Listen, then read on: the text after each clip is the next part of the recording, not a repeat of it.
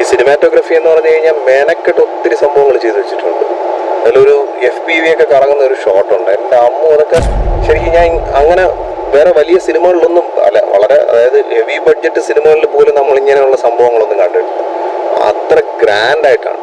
അപ്പോൾ അത് ആ ഒരു ടെക്നിക്കൽ സൈഡിൻ്റെ ഒരു എക്സ്പെർട്ടീസ് അത് ഈ സിനിമയ്ക്കകത്ത് അത് ഓരോരോ മേഖലയിലും ഈച്ച് ആൻഡ് എവരി മേഖലയിലുള്ള ടെക്നീഷ്യൻസിൻ്റെ ഒക്കെ ഒരു എക്സ്പെർട്ടീസ് മാക്സിമം യൂസ് ഔട്ട് ചെയ്ത് സിനിമ എടുത്തിട്ടുണ്ട്.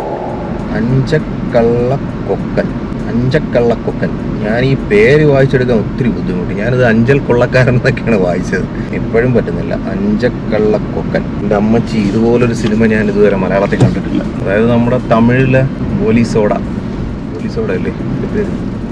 യെസ്, അതുമാതിരി ഒരു ഐറ്റം അല്ല, സോറി, ജിഗർത്തണ്ട മാതിരി ഒരു മലയാളം ഐറ്റം.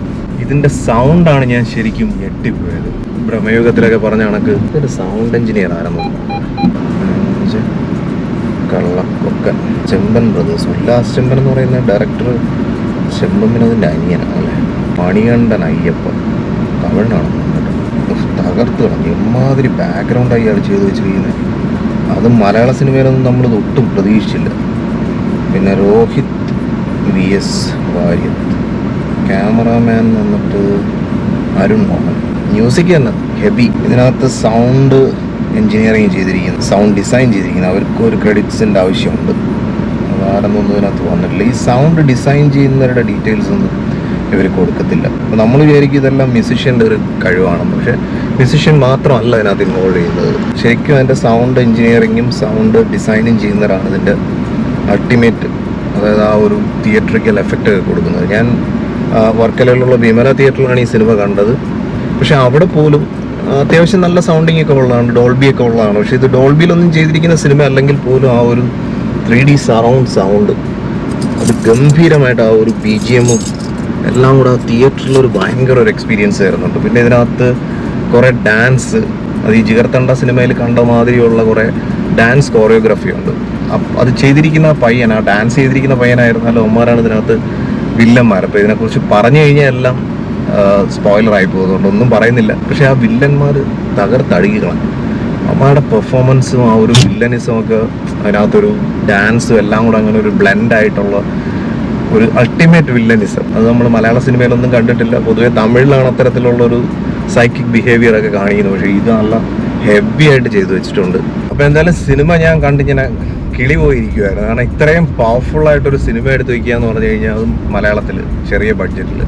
അപ്പം മലയാള സിനിമയുടെ ഇപ്പോഴത്തെ ഒരു ട്രാൻസ്ഫോർമേഷണൽ ഫേസ് എന്ന് പറഞ്ഞു കഴിഞ്ഞാൽ വലിയ പ്രമുഖ നടന്മാരും ഇതൊന്നും ആവശ്യമില്ല. ശരിക്കും നല്ല കോണ്ടന്റും അത്യാവശ്യം നന്നായിട്ട് അഭിനയിക്കാൻ അറിയുന്ന നടന്മാരും ഉണ്ടെന്നുണ്ടെങ്കിൽ ഒരു മലയാള സിനിമ പൂ പോലെ വിജയിപ്പിച്ചെടുക്കാമെന്നുള്ളതിൻ്റെ തെളിവുകളാണ് ഇങ്ങനെയുള്ള സിനിമകൾ. ഇപ്പോൾ ഇതായിരുന്നാലും പ്രേമലു ആയിരുന്നാലും മഞ്ഞുമൽ ബോയ്സ് ആയിരുന്നാലും അതൊരു നല്ല സൈനാണ്. കാരണം മലയാള സിനിമ മാറുന്നു എന്ന് ചോദിച്ചു കഴിഞ്ഞാൽ ഇതാണ് മലയാള സിനിമയ്ക്ക് വേണ്ടുന്ന മാറ്റം. എന്ന് വെച്ച് മോഹൻലാലിൻ്റെയും മമ്മൂട്ടിയുടെയൊക്കെ സിനിമകൾ അല്ലെങ്കിൽ പ്രമുഖ നടന്മാരുടെയൊക്കെ സിനിമകൾ മോശമാകുന്നു എന്നൊന്നും അല്ല ഞാൻ പറഞ്ഞു വരുന്നത്. അത് വേറൊരു ലെവലിൽ അത് അതിൻ്റേതായിട്ടുള്ള ഒരു സൈഡിൽ കൂടെ അങ്ങ് മുന്നോട്ട് പോയിക്കൊണ്ടിരിക്കും. പക്ഷേ ഇത്തരത്തിലുള്ള കോണ്ടന്റ് ഓറിയൻറ്റഡ് ആയിട്ടുള്ള സിനിമകൾ വന്ന് ഗംഭീര വിജയം മലയാളത്തിൽ കരസ്ഥമാക്കുകയും ചെയ്യും.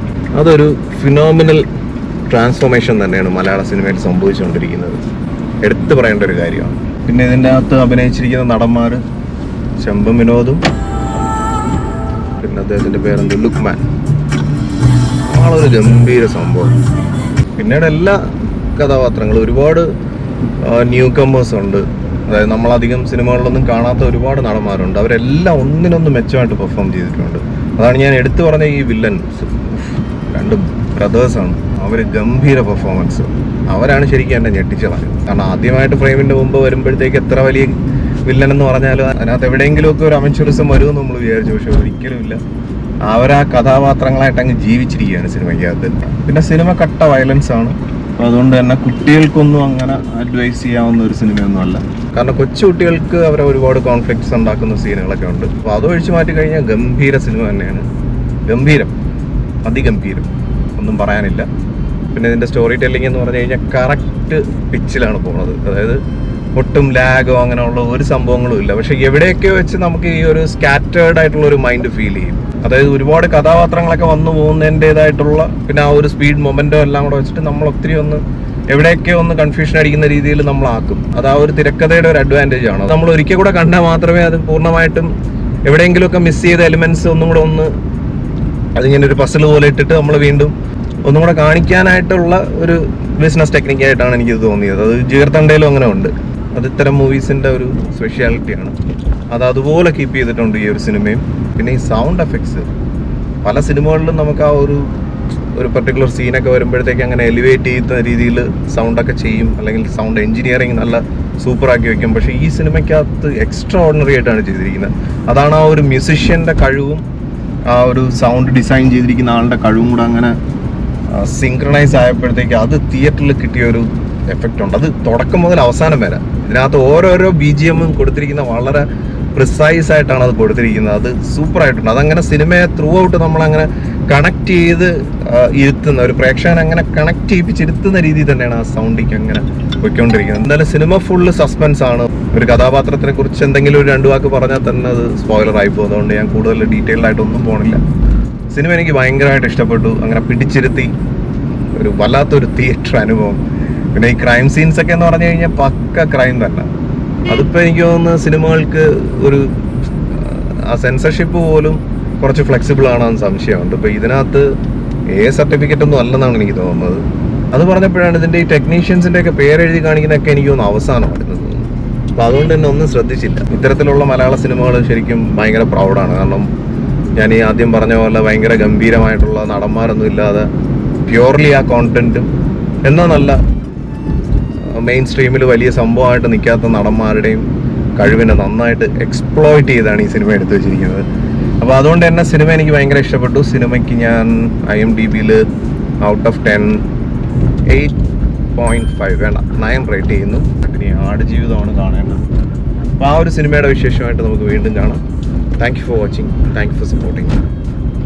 അങ്ങനെ ഇലക്ഷൻ പ്രമാണിച്ചെങ്കിലും നമ്മുടെ നാട്ടിലെ റോഡ് ശരിയാകാനുള്ള ഇനിഷ്യൽ സ്റ്റേജസിലൂടെ കടന്നു പോകണം. ഇവിടെ ഓടയൊക്കെ ഉണ്ട്, നല്ല കാര്യം. ഓട ചെയ്തില്ലെന്നുണ്ടെങ്കിൽ ഇവിടുത്തെ കാര്യം കണക്ക് തന്നെ. എല്ലായിടത്തും ഒന്നും ഓട ചെയ്യുന്നില്ല, കുറേയൊക്കെ തട്ടിക്കൂട്ട് തന്നെ. എങ്കിലും അത്യാവശ്യം കുറച്ച് സ്ഥലത്തൊക്കെ ഓട ചെയ്തിട്ടുണ്ട്. അതുകൊണ്ട് റോഡ് കുറച്ച് ആൾ കിടക്കുമെന്ന് പ്രതീക്ഷിക്കാം. അപ്പോൾ ഇതാണ് ഇലക്ഷൻ വരുമ്പോൾ ഉള്ള നാട്ടുകാർക്ക് ഉണ്ടാകുന്ന കുറേ ബെനിഫിറ്റ്സ് ഒക്കെയാണ്. റോഡൊക്കെ ഒന്ന് വൃത്തിയാവും. ഇത് പുട്ടിയിട്ട് പെയിൻ്റ് അടി പോലെ തന്നെ, പക്ഷേ എങ്കിലും കുറച്ച് മാന്യമായിട്ട് പുട്ടിയിട്ട് തന്നെയാണ് പെയിൻ്റ് അടിക്കുന്നത്.